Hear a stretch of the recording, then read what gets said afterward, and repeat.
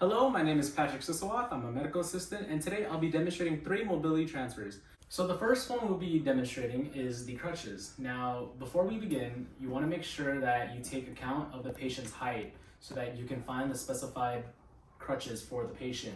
In some cases, you do not want to have a tall patient have very small crutches so that he can't reach to the handlebars.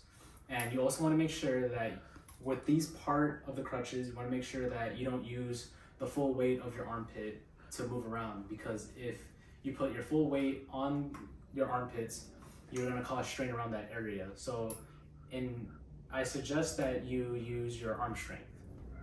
So there are 4 different types where you can have a gait of rocking with crutches, but today I'll be showing one, and that's called the swing through gait. That is one of the easiest ones that you can get used to if you are ever in this position. So here we have is my patient named Bruce Gloriani, who's gonna be my assistant for today. And now, as you can see, my patient clearly has a sprained ankle, and therefore he can't walk on his right leg. So I'm gonna be demonstrating and explaining to him the swing through gait.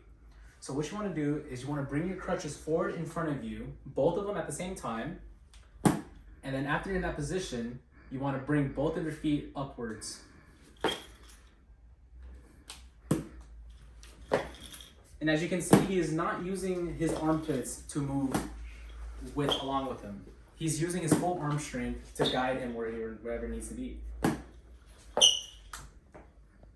And that is one of the 4 movements that you can use with the crutches. The second maneuver I'll be demonstrating and explaining is the wheelchair.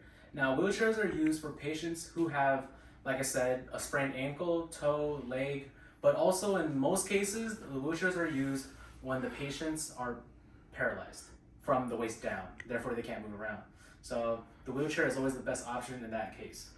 So I'll be demonstrating on how to take the patient and put him on the wheelchair. So what you want to do is you want to go on their dominant side, put your head over underneath the shoulder, and you want to carefully guide him, making sure that there's no weight being put on his sprained ankle, and he'll properly apply himself to the wheelchair. And now next, I'll be explaining to him how to maneuver in the wheelchair. So if you want to go forward, you want to push forward on both wheels, as you can see here. And if you want to push back, the patient will pull back the 2 wheels. Now, if the patient ever wants to move right, what he has to do is he has to place one hand on the left side of the wheel, do not move it, while the other one on the right side is turning it. And basically vice versa on if they want to go left. Just like so. The third and final device that I'll be explaining and demonstrating is the cane. Now, the canes are typically used when the patient has balance problems. And now, as you can see here, the patient doesn't have balance problem, but he has a sprained ankle, which is totally fine in any circumstances.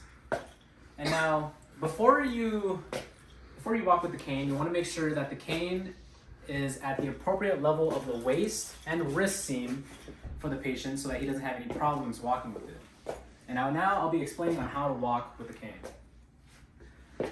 So to begin with, you want to make sure that the cane is on the opposite side of the affected leg so that there is not much weight bearing onto that leg.